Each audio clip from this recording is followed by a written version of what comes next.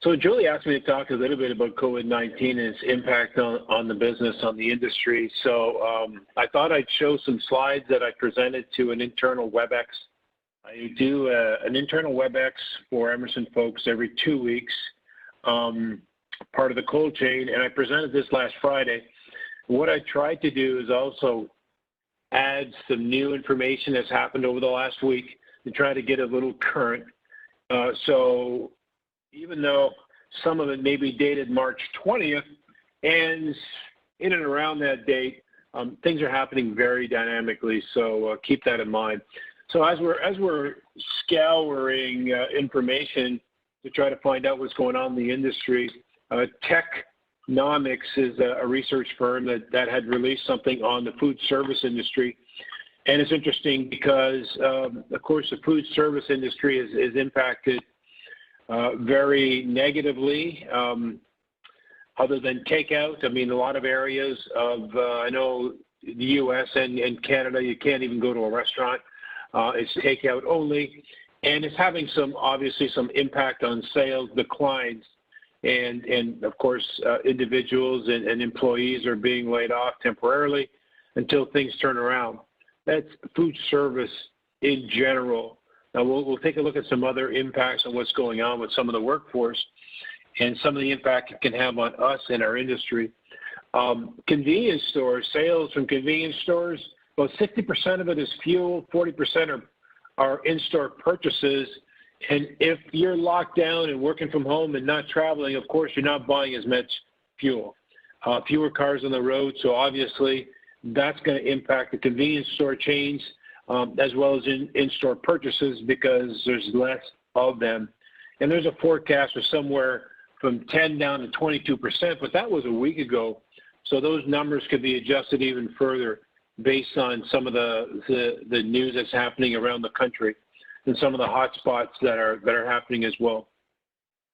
But from a renewed emphasis, one thing's for sure with the coronavirus, COVID-19, is a renewed emphasis on food safety, food quality. Even when we come out of this, individuals will be a lot more conscious of it. And of course, as a wholesale that sells some temperature monitoring products, HACCP approved products, there's an opportunity there to network with your customers and the restaurant industry to make sure that they have all the right tools to be able to, satisfy their end customers' needs. From a resource perspective, of course, a lot of employees are being laid off. The sales are dropping dramatically. And as I mentioned, the only sales that are happening are from takeout for the most part.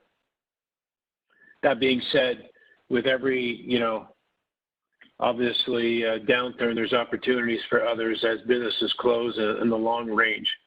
So reaction to some of the food service news and dynamics, you've probably noticed as well, there's an increased focus on menus to go, meals to go, family meals to go at restaurants. You can get in, grab a meal and go. More on heated meals to make sure that things get properly sanitized. Free deliveries, of course. Many regions of the country, you've got special hours for seniors, even alcohol to go now. This has been allowed in Canada and in many parts of the U.S. as well, as the restaurants can actually ship alcohol along with their menu options to prevent people or slow down people from going directly to liquor stores, that type of thing. We're going to see, of course, some impact on workers, some funding. This particular shirt says support Chicago hospitality, waitresses, workers, and there's, of course, other responses that I'm sure you have many of your own that you can come up with. But I thought this was interesting, an opportunity that Frisch Big Boy, which is really a restaurant, a fast food restaurant chain, basically because people can't come to them. It was interesting with the dine-in operation banned in a majority of states, and restaurants are scrambling to stay in business. And it provided Big Boy an opportunity to shift from restaurants in as a market. So in this time, they have access to commissaries for all of the restaurants with all of the staples that they need.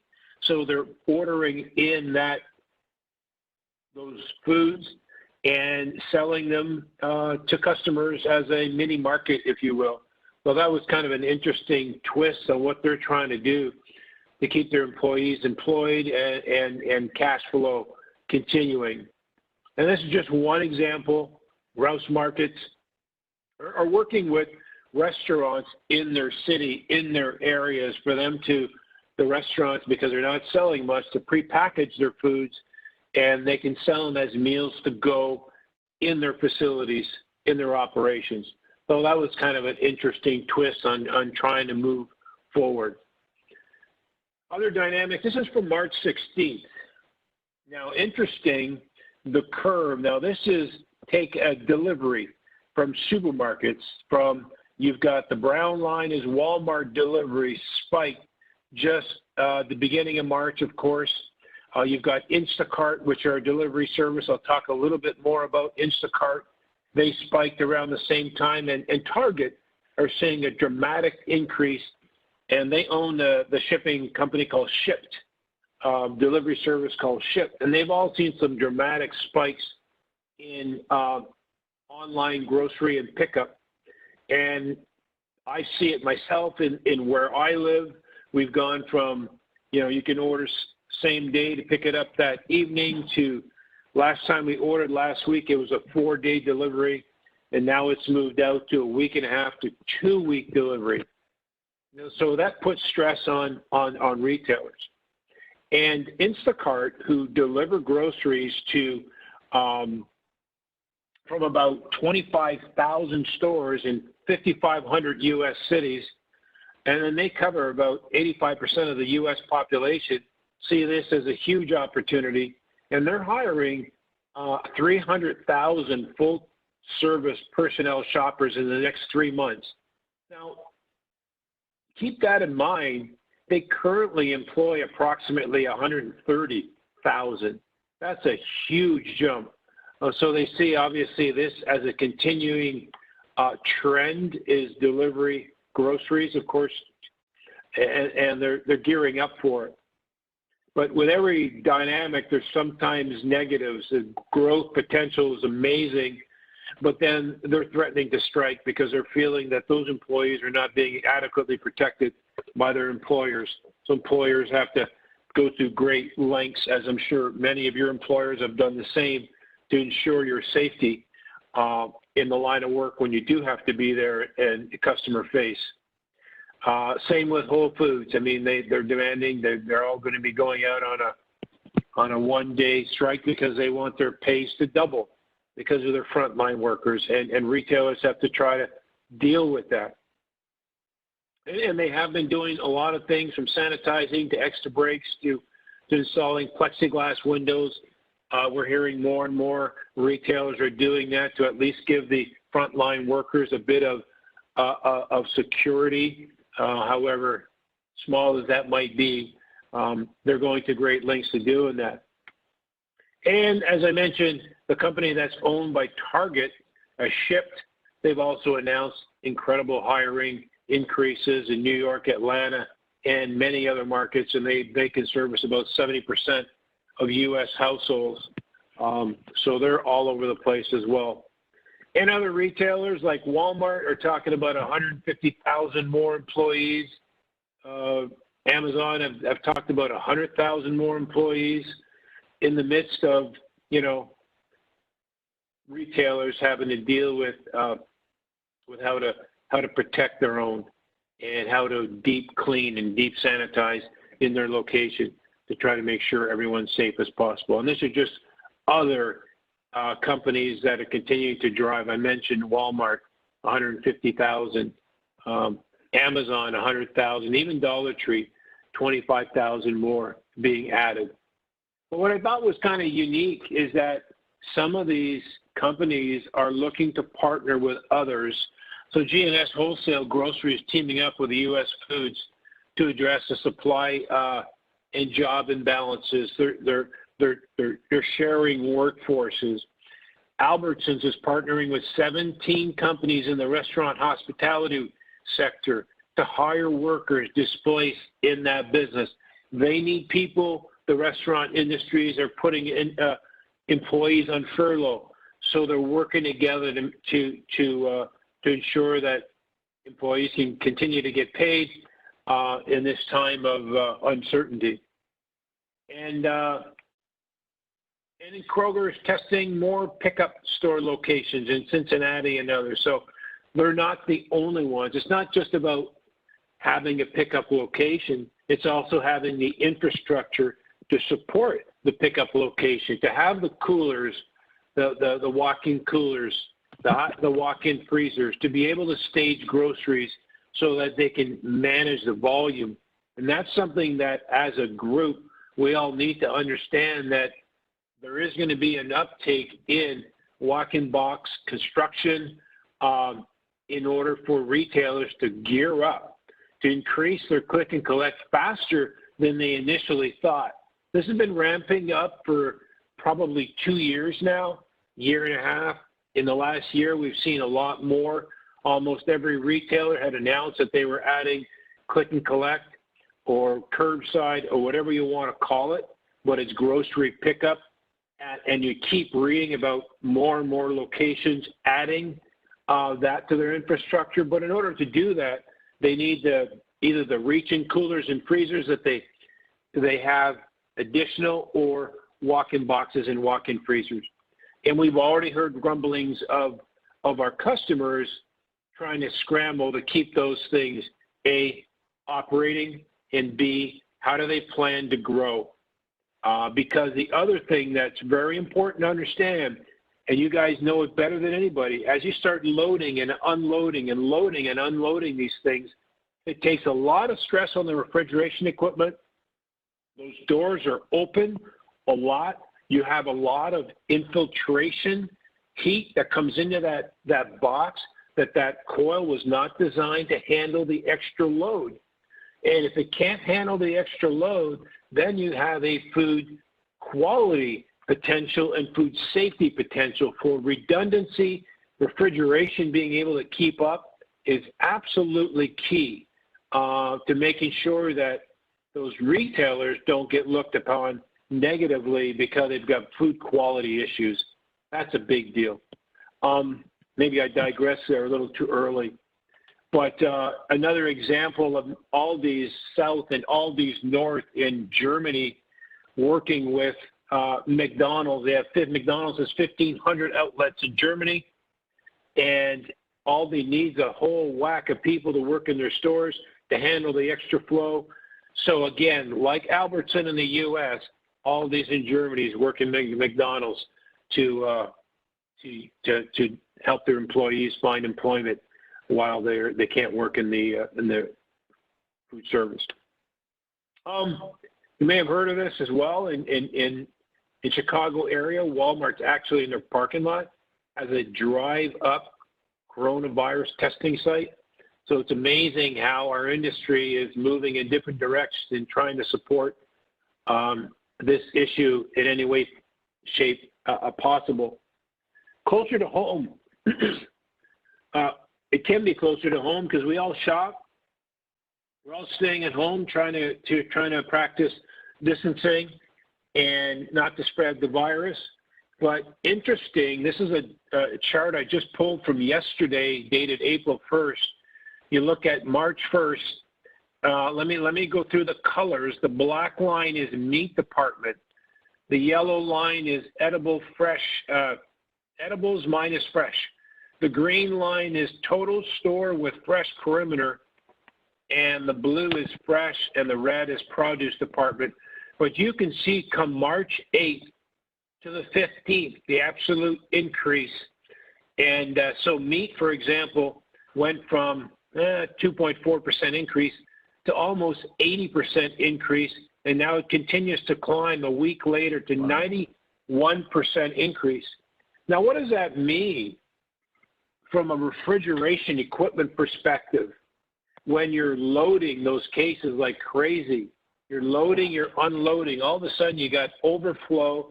The air curtains are impacted. You're not getting the proper temperature in the case. All of a sudden, that case is empty. Your expansion valves could possibly start to flood back, mechanical valves. The load is dropped. They're waiting to reload. And what impact does that have on the equipment, the rack load, the case load? What is that going to have on maintenance? We know that the industry right now, for the most part, new construction, they're finishing off in some areas have put a stop to new construction.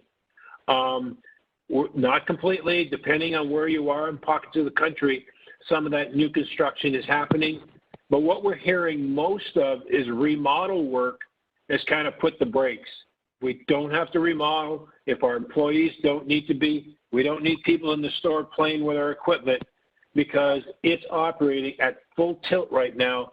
So we got to make sure that from a maintenance perspective, it continues to run. If it doesn't run, we're not selling any refrigerated product, and they don't want to lose that opportunity. But even with those huge rises in sales, there's still profitability concerns because retailers only make from 1% to 3% margin. And all of a sudden, they're doing everything they can to restock their shelves and ship groceries out to service their customers, and they'll do it at whatever cost. So even though they're selling 30% more a week or a day or even more, it's going to have impact on margins. I kind of covered this already, that retailers are going to be thinking very seriously of either upgrading the infrastructure they already have or adding additional loads. So there's an opportunity there because this is an aftermarket play. Refrigerant, condensing units, valves, filter dryers, controls. So keep that in mind and be prepared to understand what that dynamic might look like or think about that dynamic. I mentioned store openings have been postponed. This is Sprouts has mentioned it. I mentioned there's a job in Canada. There's 300 digital retrofit job in Canada with a retailer that we're at about 46 stores now, and they've kind of put the hold on it because they can't have anybody playing around with their racks at this point in time. You've got Target that's also mentioned, hey, we got plans for new stores and remodels have been scuttled. They've got about existing store remodels already underway. They will complete, but the remaining 170 planned will be moved to 2021. Well, that has an impact on aftermarket because a lot of remodels, they need stuff from your locations.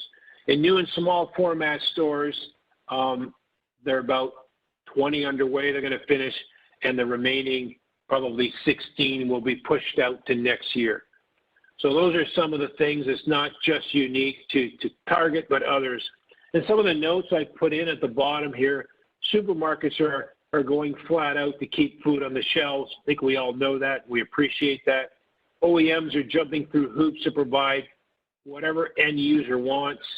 They have very little notice, and you may have very little notice, but it's kind of your nature, rush, breakdown stuff already. But from an OEM side of the things, it may be a little more challenging, especially if production lines are not running at full tilt.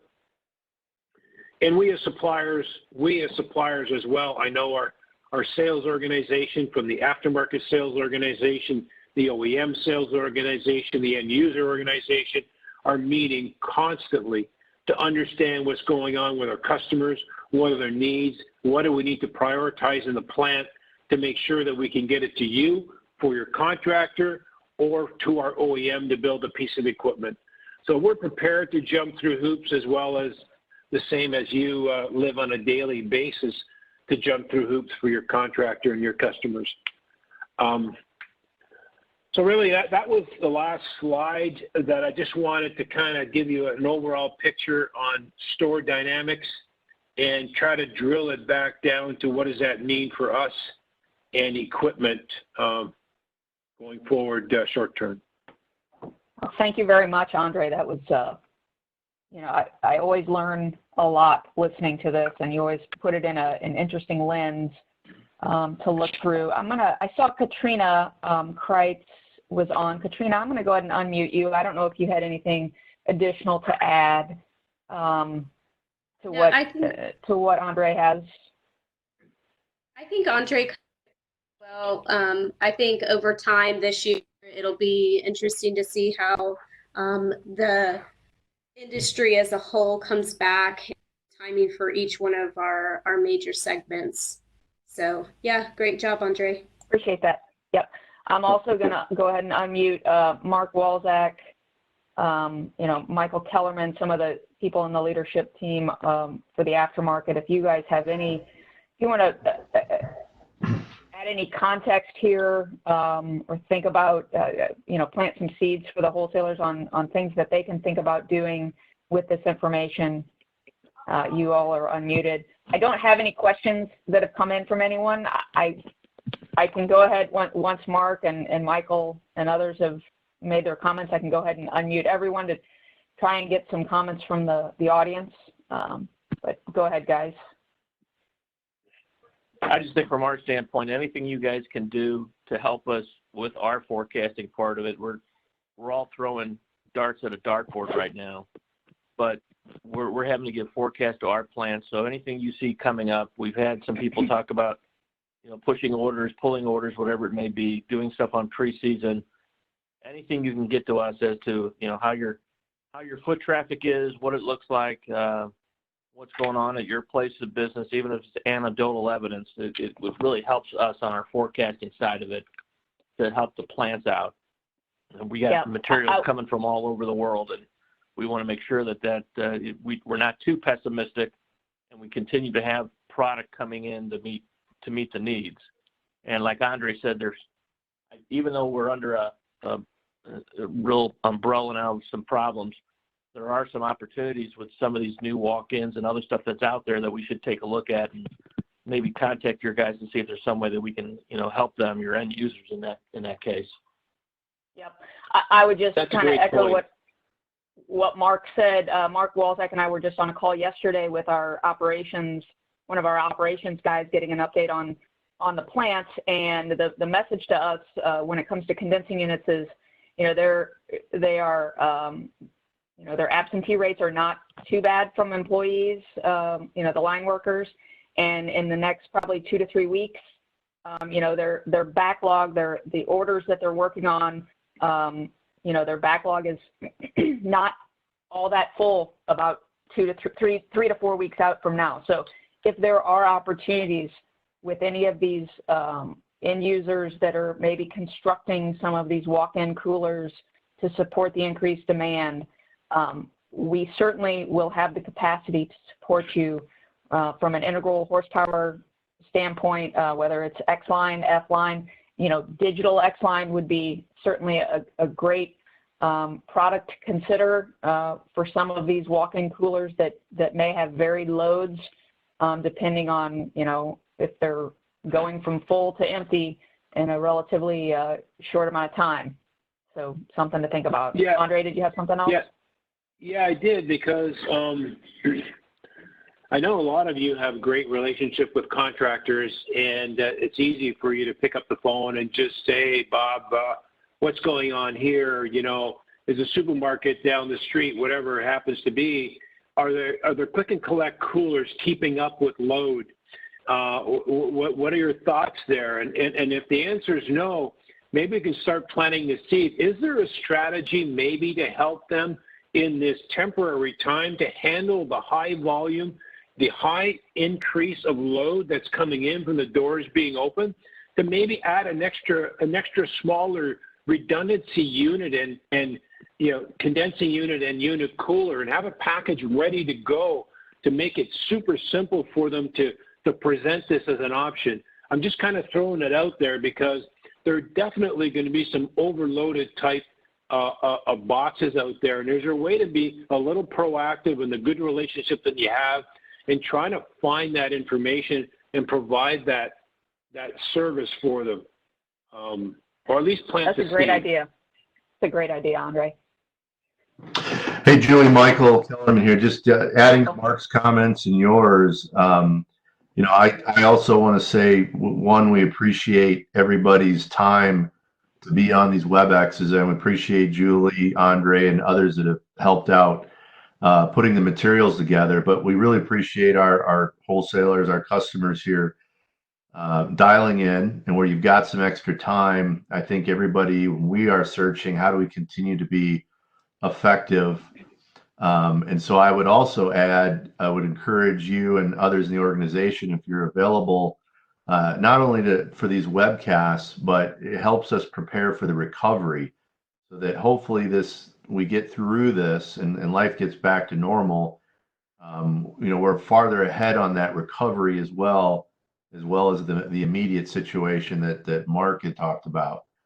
So learning these new solutions that Emerson has, things that'll make an impact to your customers, preparing for some of that with contractors, educating contractors where they've got a little bit of free time. I know we're heading into the summer season. We appreciate you dialing in. And if there's anybody that wants to we've heard a few requests from people, actually a number of requests from people. But if you've got contractors where you'd like to sit down and talk about one of these subjects, please reach out to your account managers, and we can set up a WebEx, a coronavirus safe training presentation discussion, whether it's the topic Andre talked about or whether it's the Digital X line or any upcoming topic. So please reach out to your account managers if you have those opportunities. And again, we appreciate you and thank you. Yeah, absolutely. I'm going to attempt to open up the phone lines here, and we'll see how badly it goes. Not too bad. Is there anybody I'll that take has care any of you. So I comments? guess, hey, if we are committed and he's leaving tonight, pipe the fucking thing in, rip and see what happens, and just try to keep the discharge temperature. First thing is right now, it's not bad down there. I don't think this is going to work. Just There we later go. in the summer. This thing might come back later in the summer, but later in the summer you'll have cash flow. If we have to change a unit, we Figure out who will. it is. Quit doing that. All right, I figured out who it was. Anybody that's still on that has any questions, comments? Okay. Well, once again, I appreciate everybody joining us.